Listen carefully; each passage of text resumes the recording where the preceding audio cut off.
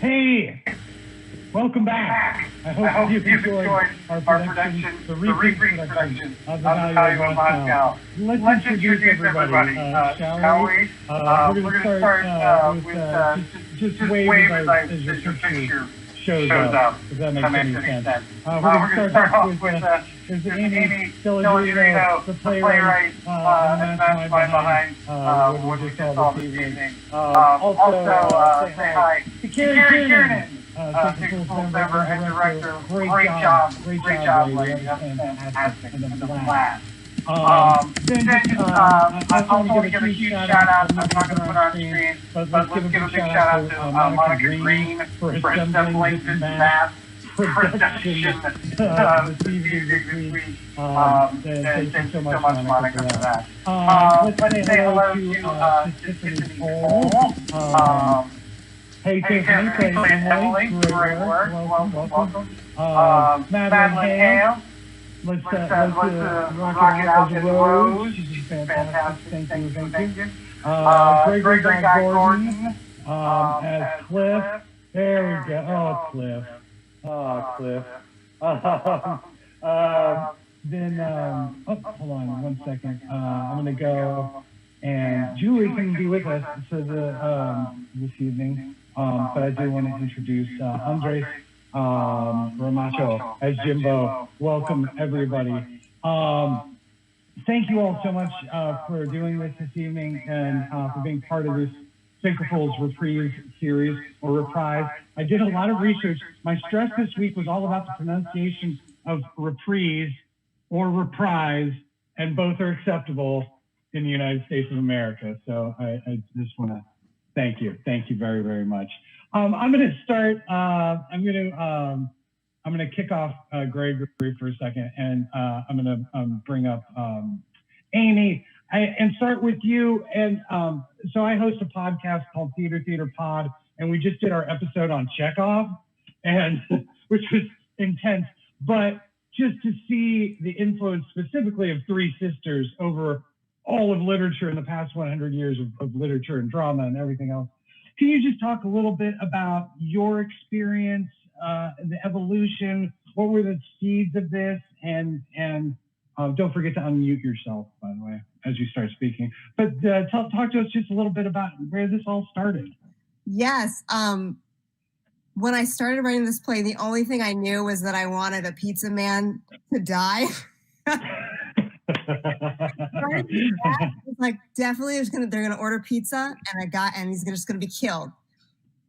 And I don't know why. So like, how do we get to that? And then where do we go from that? And it started with two women and they were gonna be roommates. But then as I started writing it, I was like, oh, there's another voice in there. And then I ended up making them siblings because siblings are so terrible to each other. So I felt like that was way better because you could just have all that relationship and history so easily when you're siblings. But yeah, it all started with Cliff dying. That was the only thing I knew when I started. Oh, that's awesome. That's amazing. Carrie, to you, how did you and Amy get hooked up? Like, what was the development process from the time you guys met and first started reading the play, and how you eventually got here? Yeah, so Amy and I met at a writers group called Tuesdays at 9, which has a New York branch and a Los Angeles branch. And she was bringing in, different pieces over the years, and I just loved her and I loved her work. And then she brought in this play, and actually in the development of this play during Tuesdays at 9, I read Rose almost every night for her. So I actually was her original Rose. And I love the play. We were talking about it so much. And then when it was done, I was like, hey, do you want to pitch this? And we presented it for one season and weren't selected the first time. And then got asked to present it a second time. And we came back and they programmed it. And so then we did a series of, I think it was 2 readings, right, Amy? We did a reading with a cast so that she could just hear it. And we sort of asked everybody questions and just to flush everyone out, and then gave her a month, and then like came back and did another reading with like a new set of 5 people and sort of like asked them questions about their characters to kind of get their feedback, so we could get really sort of more detailed ideas. And then we were like, let's start with this version. And then we just adjusted as we went in the rehearsal process. You know, our actors were so great about just like going for it. And then like, if it wasn't quite working, you know, Amy would come in and kind of smooth some things around. So there's definitely a lot of stuff that came out of the actual rehearsal process as well. So I think all told, Amy, it was maybe like 2 years, right? 2.5 years? You're muted. Unmute yourself. Yes. Yeah. So, and I, you know, she put up with me the whole time. Glad.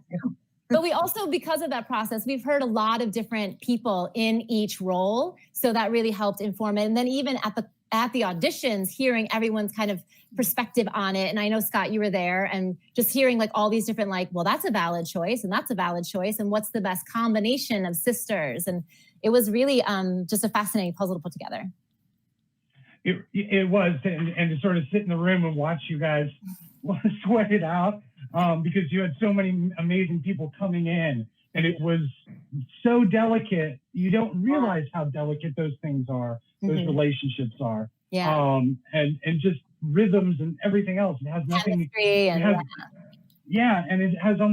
it has nothing, and it usually never does have anything to do with an individual actor. Yeah, it's like if it's this Rose, it has to be that Emily. But if it's that Emily, then it should be this Rose. And if it's these Rose and Emily, then that Clara. Like, that sort of like matrix. Right. Absolutely. I'm gonna move some things around here so that I can have all of the actors available for this evening up on here. So the actors, you guys did this not by yourselves, but in a room alone, isolated. Did that add to the isolation aspect in terms of what we're all living through and what the characters are going through, and how long did it take you to acclimate and be able to work like this? Tiffany, go first. Tiffany's first. Yeah. Yeah. I should unmute myself. You're first on the train. Yeah. I actually had just done a project that came out in March where I had a similar setup, in that I was acting to the camera, pretending someone was in my ear while a script supervisor was reading the lines from another room, because the camera was supposed to be a shrink. Anyways, so I had already had that experience, but actually for me, this experience bridged that loneliness that I've been feeling for 5 months, having them in my ears and united in our hatred of Wi-Fi was a really wonderful experience to be having right now. Right, absolutely. Madeline, what about you? I loved it. It was fun to be back with the old gang doing the show again. It was definitely bizarre doing a show that was so physical and personal, and we'd like touched each other a lot in the first one, and to not be able to do that this time around was wild. But we found sneaky ways around it. Like, we really wanted Rose and Clara do a hug moment normally at the end of our scene, where we, get emotional with each other, but we were like, how can we still have that physical connection moment? We were like, well, if our hands touch outside of the frame, we can be sneaky about it. So it was fun. It was a lot of problem solving, but in it makes your brain work in fun new ways, which is good. Keeps you busy. Yeah, absolutely. Gregory Gordon, how about you? It was so hard. It was really, really, really challenging, but a lot of fun. I love all these people. We did the show, a year and a half ago, I guess. So we knew these characters pretty well, but it's been a while since we visited them. And to get to experience them again a year later, see how they've changed, it was fun. But this was a very challenging project. And the Carrie is a genius. I'll just shout out to Carrie. She's just really, really useful as a director. What? We should probably give a shout out to your significant other as well, Gregory. Yeah, he walked in the other room. Oh, I was useful. Yeah, you find me throwing blood on the wall and stabbing me and shooting. Yeah. Yeah. Well, what else? What else are significant others for? Let's see here. I'm going to grab a question from the YouTube. My question is that this comes from Little Miss Copy Paster. Duck. Who? Duck. Okay. Yes. Question is, how do you guys think the show ended? Like, what do you think happened to the sisters, and what story did they give? Interested in your opinion.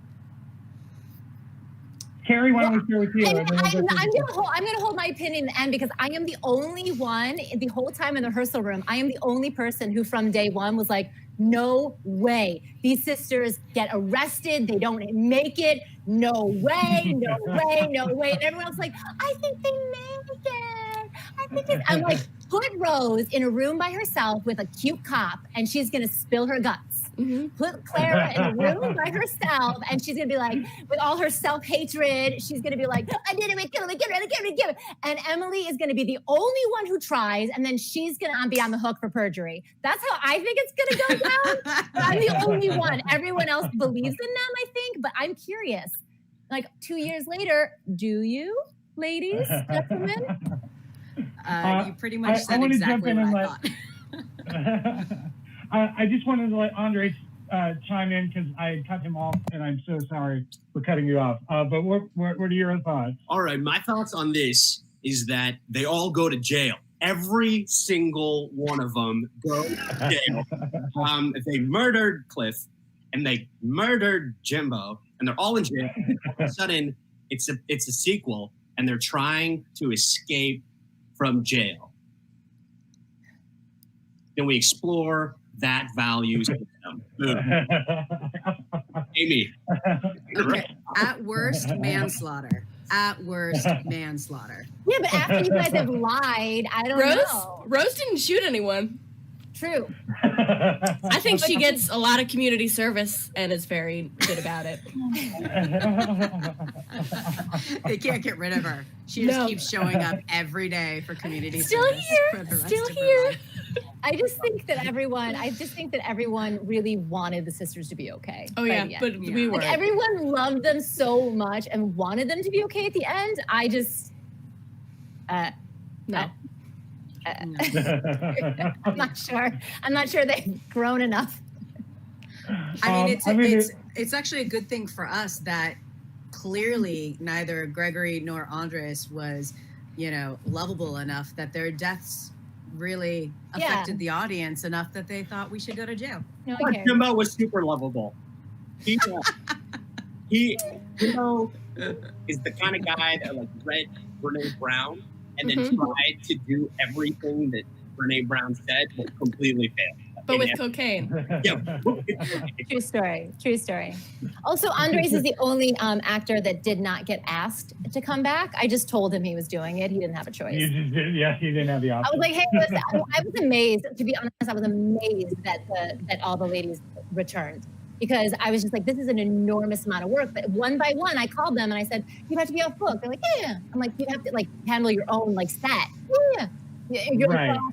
Your own tech. It's going to be up for 4 days. Only 4. Yeah. I was like, all right. They're down. We're down. Well, to be fair, you had a capture nobody can go anywhere. What else was they going to do? What are you going to do? They had to say yes.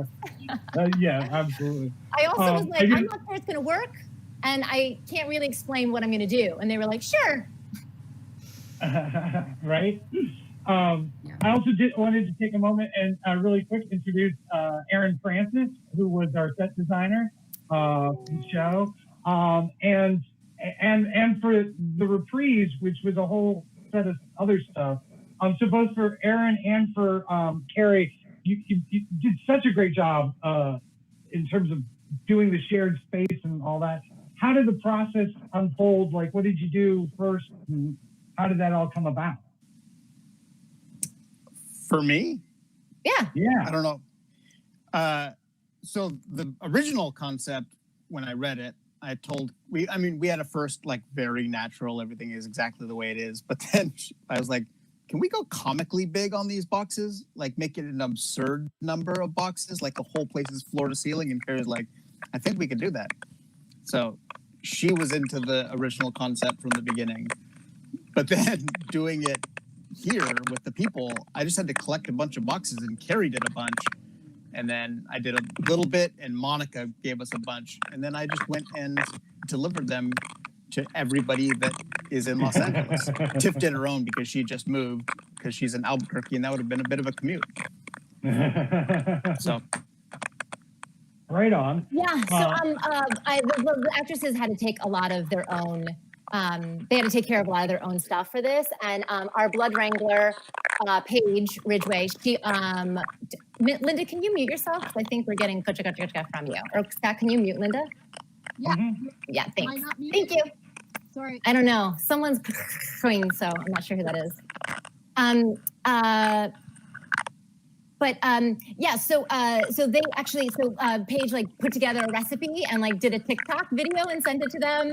And, you know, we were just trying to support them as much as possible to give them like ideas and concepts and then they would show me their space. I'd be like, move that box over there, move these things over here, make sure you can sit on that one there. And so there was like a lot of it was just like them getting, you know, guidance and direction from me, like on a screen where it's like mirrored. I'm like, no, back, yes, this, you know, so they really handled like so much more than an actor is ever responsible for. So they really crushed it. Awesome. Next question we're going to sort of take also from YouTube. This is sort of a combination question, but Carrie, if you could talk about, and the cast as well, can you talk a little bit about how many attempts, how many takes there were to get the shots that you wanted, to get the looks and all that good stuff? Well, I mean, do partials count? Because I knew going in like what my plan was for this and to capture them, and there was not going to be a lot of cutting around or full coverage happening. So if we were kind of like on our way towards something and it didn't quite work out, I'd jump in and be like, hey, pause real quick. Can we just reset? And like, oh, hey, pause. Can we just reset? But a lot of it, we just like ran in full takes. And interestingly enough, the wider takes were the ones that were simpler. And we'd have like a lot of things, it was like one take because they knew the show so well. And our entire rehearsal process was just blocking, really. I mean, I think we only went over like 4 acting moments because they already like had them still in their bodies so much. The hardest ones actually were the smaller like triptych framings because they literally could not move at all and without falling out of frame, you know? And so, but you just naturally like move when you talk, especially the scene where like Emily and Claire are getting an argument and Claire would argue. If she leaned forward too much, the whole side of her face would like come out of frame. So interestingly enough, the smaller the frame, the more takes we usually had to get. But a lot of our like trick shots of the things going from one frame to another, we got those right away. I mean, we rehearsed them a lot in our rehearsal, but the day of, we crushed that. Madeline's boyfriend. I'm like, shout out to Sean. I mean, shout out to Sean for like just chucking all these things at her the entire show, you know? It's right? beautiful. It's beautiful. Well, yeah, I mean, although I'm sure he felt that was a blessing. I mean, I feel like he was everyone's significant other. Like Tiffany's had to like grab the vodka bottle. Yeah. Like, Exactly. you know, obviously Greg's was dragging him around. So it was really like a family effort. Yep. Yeah, absolutely. I mean, you could tell, and I think the most fascinating thing for me, like when you're filming something, you have confines and a director will give you those confines where you're at in the shot. But you guys are framing the shot yourselves and carrying over the energy from the production, which was always extraordinary. I think I saw it 5 times, by the way. Like once it started, never mind rehearsals and all that kind of stuff. But like, so that energy like is so extraordinary. And I think you guys did an amazing job, and kudos Carrie for pulling it off and maintaining that energy. And I mean, I'll be honest with you, and I think we've all been and seen enough Zoom plays right now at this point in our lives. It's like, ugh. So every time I go to see one, I'm like a little bit, ugh. And this was great. Like I laughed from beginning to end. So Great work, everybody. Yay! And then let's see. We lost Linda. We're trying to get Linda on here because I wanted to ask some questions. What for all of you, Anders? Can you talk a little bit about how challenging that fight choreography was, like on the given day? Like, what was your biggest focus? Like, what are you worried about as an actor? I was worried about disappointing Carrie Kiernan. Yeah, you don't want that. You don't want that rage coming out. I remember thinking, "Wow, I really hope that Carrie will still like me after this." She'll pick up my phone calls. The choreography was really fun, actually. Julie is a genius, and we worked on it together. She is a really communicative actress and extremely giving and very kind. And I get super flustered very easily, and with technology, I'm not so great. Like, I just figured out how to do voice text messages like a couple weeks ago. And so Julie really kind of took the lead on it. She's like, okay, we're going to do this, and it's going to look like this, and it's going to be fun. I was like, okay, I trust you. It's going to be fine. And we did that. A lot of fun. And then when we started kind of shooting it for reals, it was nice to have someone that I trusted doing this in a completely different space. Like, I was in my room by myself doing this, and I just felt super connected to Julie, and everyone in the cast was super supportive about it. And Carrie also was really giving us direct pieces of information where I felt super safe and completely understood where I was. And it became really easy. I was drenched in sweat because as this is happening and jumping around, but it was a lot of fun to do. And that's the first time I've seen it. And so it worked out. So it was a lot of fun. And it was amazing to see all the little magical pieces that was occurring. So I was and then did you guys have air conditioning at your homes? Like, if you're outside of LA right now, I mean, they couldn't use it during tape. Yeah. I mean, that's what I'm asking.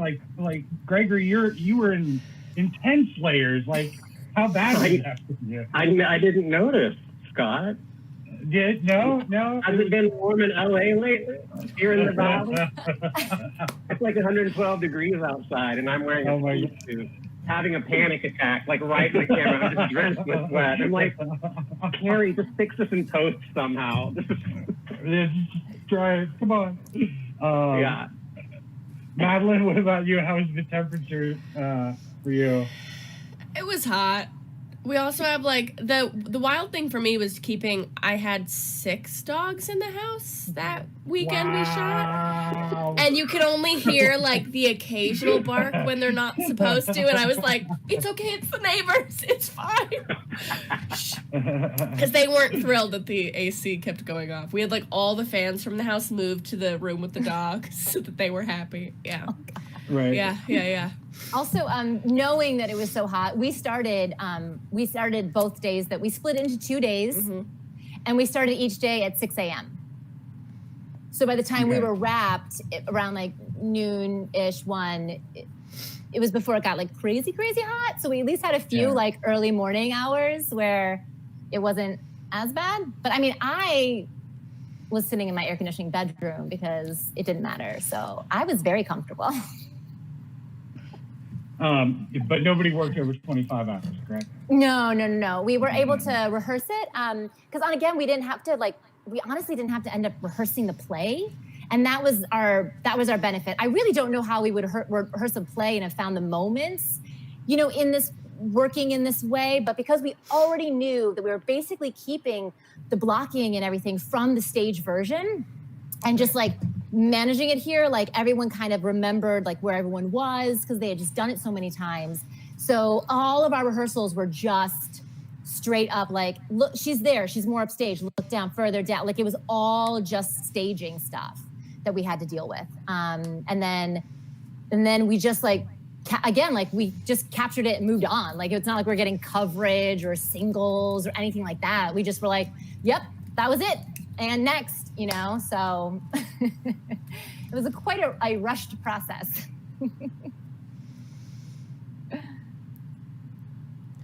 And he's still gone. Yeah. Lee, any thoughts? Actually, there is one fun thing, and I think we're going to send out the teaser trailer, that there was one moment where our Emily, because our playwright Amy wrote The Value of Moscow and had a book inside of it called The Value System, our lovely Emily at one point, when Greg's character, when the pizza man says, hey, what book did you write? What's it called? And she goes, The Value of Moscow. And we're all like, and you see all the other three characters have like this moment of like, and then look to where their other players are in their own spaces. Even though they're alone in a room, they still looked exactly at where each other was for like, who's gonna take this one? And it was amazing that it was so alive for everyone that even in that moment, they like shared it with each other when they're like alone in a room. Yeah. Amy, can you talk a little bit just about watching this iteration of it? Like, did it affect anything? Did it change anything for you? Like, can you see yourself going back and making edits because of what you said? Always. Everything. Nothing is ever done. I mean, this is it has to be done because it's published, so it's done. But everything, always like, oh shit. Well, but no, this was just so fun to watch because it just like brought back so many memories of a year and a half, 2 years ago. I don't know. Some time ago when we did it. It just like, it just was so nice to see like, oh, there are the boxes and this staging, the tissue paper. Like it just brought back so many wonderful memories. I mean, it was just amazing how much they captured the movement of the theatrical piece on this setting. It was just ridiculous. So yeah, right on. Was the Tito's real? Almost. Originally. No, I'm getting from YouTube. Yeah. Well, so right before the take, when I chug it, I forgot that I hadn't poured it all out yet. So. Oh no.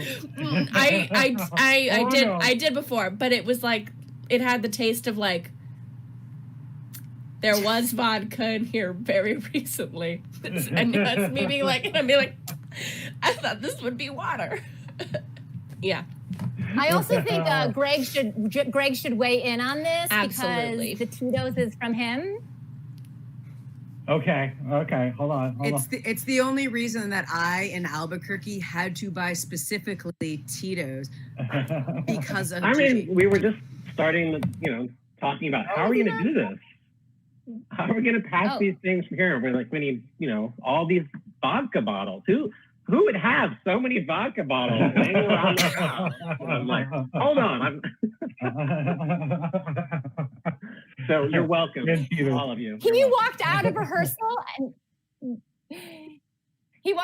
and came back with like 3. We were like, Greg, how much vodka are you drinking? Are you okay? Sure. We could have a pandemic party any day now.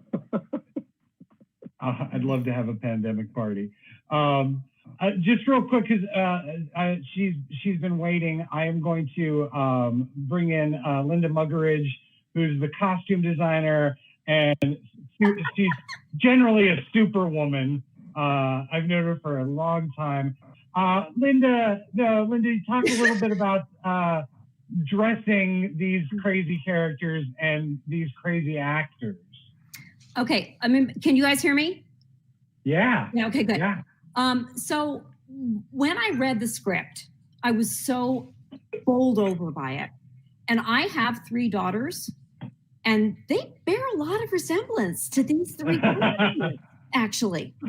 So a lot of the interplay and especially the insults, they really resonated.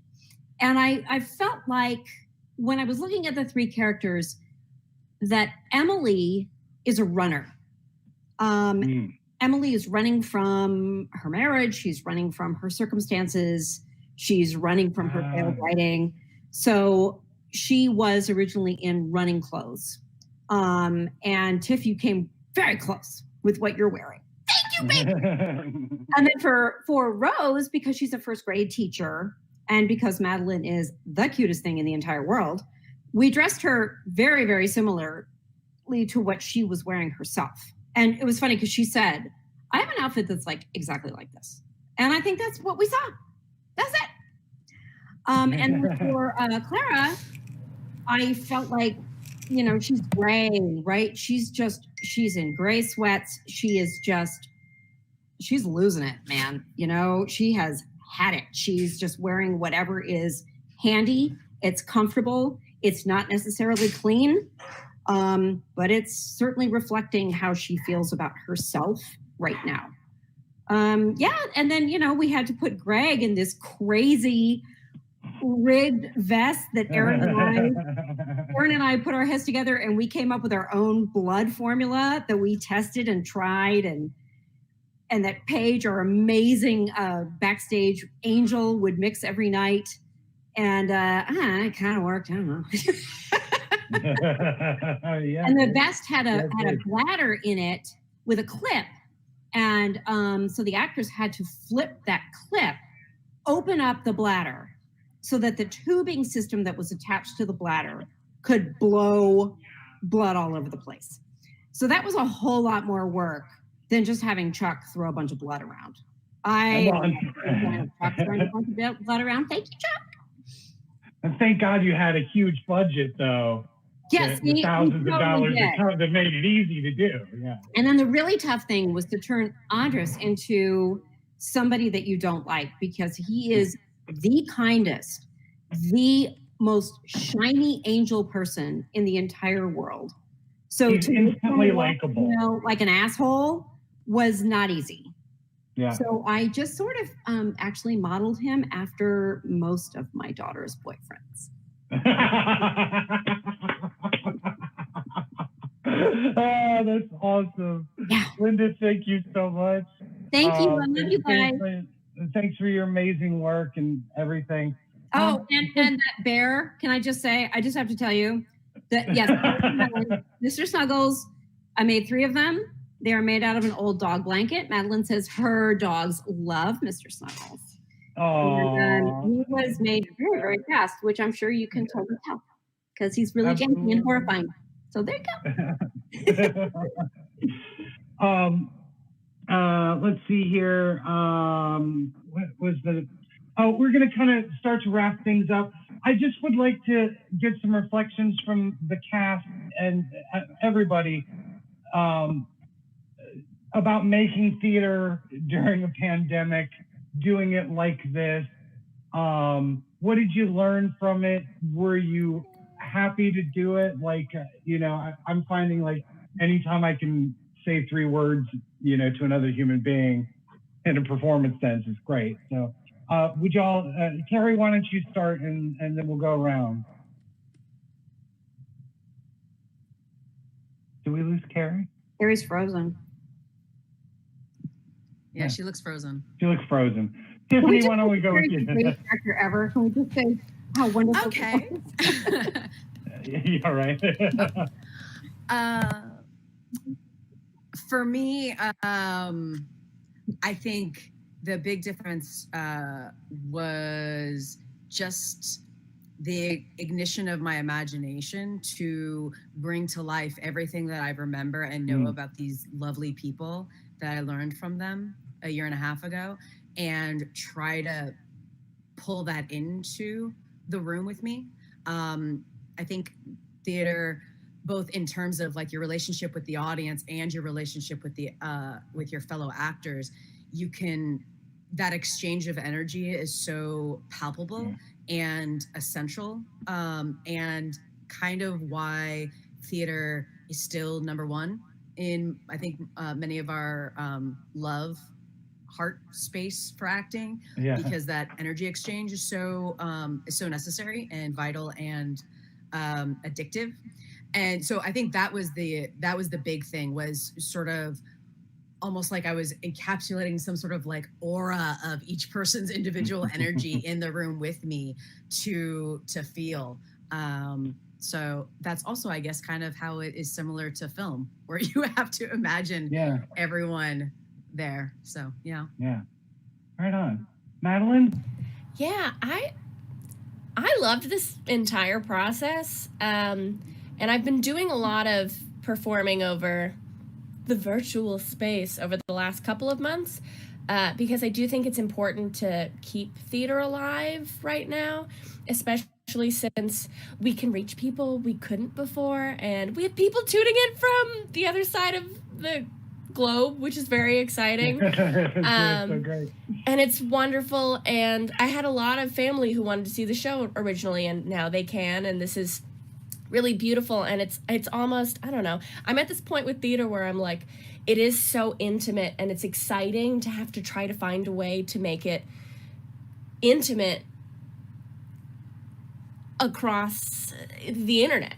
Intimacy across like a camera, like there's so many layers in between like me, the actor. Like there's no like, you can catch my spit on the front row. Like that's not gonna happen with this. Right. Which is also like good right now. That's why we're not performing in live theaters right now. But I don't know, it's exciting. I'm excited to see new work being created for these mediums, just because I love revisiting old stuff. But I don't know, I'm like itching. I'm itching to keep creating theater for film and not just do film work. You know what I mean? It's a fun, it's riding the borderline is fun. It's fun. Yeah. Andres, what are your thoughts? I absolutely enjoyed myself doing this. At first, I was really hesitant because it is completely new and totally different, and I get really shy about performing, being vulnerable, and want to be around people that I trust. And when Carrie called and said the cast is coming back and these are the people that are doing it, my heart melted, and I was like, yeah, I definitely want to do that, because I don't know what this medium is. I don't know how to play in this. And as soon as I heard that the people who were there were going to do it 100%, I jumped right in with them, and I said, I trust the folks that are here. I really enjoyed just having them in my ear, seeing them on the screen, because I do miss each person. Every single person in the cast was so much fun to be around. The stories that we had in there, like backstage with Greg just cracking up, them taking care of me and listening to them and seeing the energy in the room, it translated into our even individual spaces, just because I really could feel their spirit in there. And it's exciting because it does feel like the fringes, right? It's right in between that world of film and right in between the world of the theater, and you're playing in a place that no one else has. And that to me was really exciting. And when Carrie told me, like, this is how we're going to do it, and this is how I want to place it. We're not just doing it to the camera. We're going to do all these things. It was like level of difficulty was expert, and she do it. And when I saw everyone else hopping in and being super excited about it, I said, yeah, I'm in. And it feels really good to tell stories this way. It's different, it's new, and it fired me up as a performer. And watching it for the first time, I was like, yeah, that is a way that I would love to be able to take in entertainment right now, this type of medium too. So I had a lot of fun doing it. Right on. Gregory? It's kind of like what Andre was saying. This is a new art form that we're all experimenting with. It's just right on the line of theater and TV. When Carrie called originally and said her ideas, I was like, you realize that Cliff is just in it to be a sweet character that dies, and then it's his dead body. It's basically Weekend at Bernie's. The girls are moving his body around and dragging him and carrying him in the shower, and there's a blood cannon that explodes the back wall. How are we going to do any of this at our individual home? I had no idea what she had planned, but I think that it really turned out well. And I also feel like there's such a steep learning curve on this, just getting the technology to work. Right now, we're ready to do this. Like, we can really do this show good now because we know what we're having. So let's go. Yeah, right. Amy, I'm going to give you the closing. Give us your answer to that question. How you feel about where things are at. I'm just going to echo what everyone is saying. Like, at the beginning of this whole pandemic, I was like working on some new scripts, and then being like, Why? Like, what am I doing? What is the point? What is this? Why? When is theater? What is theater? What's happening? But like what everyone is saying, it's like learning how to be creative in a new way is what's really cool. And like being able to watch this, and like I remember when Carrie called me and was like, they want us to do this thing. I don't know.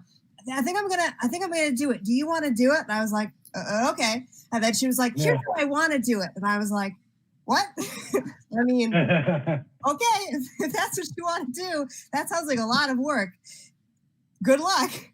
Right. But finding ways to make theater and to use the medium in a creative way to make something that's not theater, but it's not film. It's like in the middle and it's still so engaging is just so interesting right now, and really inspiring and hopeful to know that like this art form is not dead. Like theater as we know is not dead, it's coming back. And in the meantime, there's this new thing that's happening right now that like we can all get into the forefront of and be pioneers of, and like that the art form is not dead at all. It's alive, just if you have the creativity for it is just really cool and really inspiring. So yeah. Awesome. Well put. Well said. Thank you. Thank you all. Carrie, we got you back. I'm glad that we got you back. Yeah, sorry. Speaking of the heat, my computer overheated. Oh, there we go. There you go. But we're going to do this again on Saturday. There's going to be a viewing party on Saturday, so please hype social media, do all that good stuff. It starts at 7:30 on Saturday. I'll be hosting again. I'll be there. We're going to do a little pre-show salon, if you will, a gathering, and then we'll do a watch party and another Q&A. But thank you all. Tremendous work. And you know, like I said at the very top in the intro, it was such a pleasure this was one of the first plays I read after I became one of the artistic directors at Sacred Fools, and that it got to have a life and now a second life, and that it just hit like on every possible way. And it's you're all to be commended for that, because it was just great, smart, talented work, and it was a joy to watch. And I think everybody had a blast. If you were reading the comments on YouTube during the thing, everybody was having a good time. But on behalf of the Sacred Fools Theater Company, the Reprise series, and everybody involved, thank you all for coming out. We'll be back on Saturday for our second one. And that's it. Monica, thank you. Monica Green for putting this all together and running the tech and teaching me the tech, most importantly. Thank you all so much. Have a great night, and we'll talk to you soon. Bye-bye.